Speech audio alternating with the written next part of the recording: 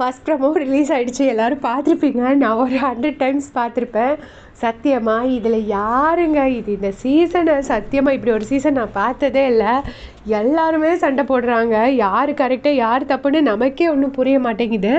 So இப்போ விஜய் பார்வதி கனியோட ட்ரெஸ்ஸை கொண்டுட்டு வராங்க. சூப்பர் டிலக்ஸ் வாசலில் வைக்கிறாங்க. அதாவது அவங்க எதுக்காக கொண்டு வந்து கொடுக்கணும் கனியோட ட்ரெஸ்ஸுங்கிறது எனக்கு புரியல. மேபி சூப்பர் டிலக்ஸில் இருந்துட்டு அவங்க இந்த ஒர்க்கை அசைன் பண்ணாங்களான்னு நமக்கு தெரியல.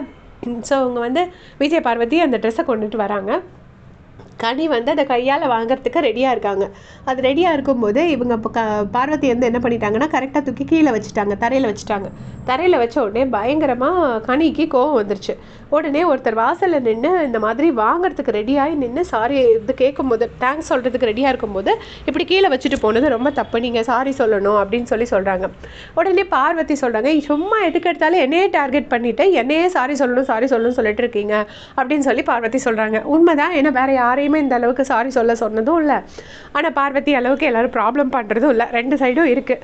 ஆனால் பார்வதி சொல்கிறாங்க, என்ன மட்டுமே சாரி சொல்கிறீங்க, வேறு யாரையும் சாரி சொல்லலை அப்படின்னு சொல்கிறீங்க. ஆமாம், சொல்லியிருந்திருக்கலாம். ஆதிரை கானாவின் முகத்தில் அந்த கால் எடுத்து காட்டியிருப்பாங்க, அதுக்கெல்லாம் சாரி சொல்லியிருந்திருக்கலாம். அதெல்லாம் ரொம்ப பெரிய தப்பு.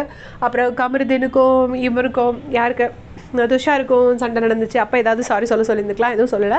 ஸோ பார்வதியை மட்டும் சாரி சொல்லுன்னு சொன்னோடனே அவங்க ரொம்ப கடுப்பாயிட்டாங்க. சும்மா எப்போ பார்த்தாலும் என்னையே சாரி வேணும் பூரி வேணும்னு என்னையே சொல்லிட்டு இருக்கிறதுன்னு சொல்லிட்டு செம்ம கடுப்பாயிட்டாங்க.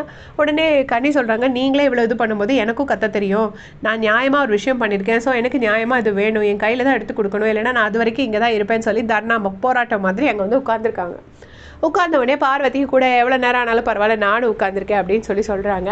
வெறும் சண்டை மட்டுமே தான் அந்த பிக் பாஸில் போயிட்டுருக்கு. நல்ல ஒரு என்டர்டெய்னிங் கண்டென்ட் கொடுக்கறதுக்கே ஆள் இல்லை. சண்டையை மட்டும் என்டர்டெய்னிங்காக இருந்தால் போதும் அப்படின்னு நினச்சிங்கன்னா பார்வதி கண்டென்ட் கொடுக்குறாங்க. உங்களுடைய கமெண்ட் சொல்லுங்கள்.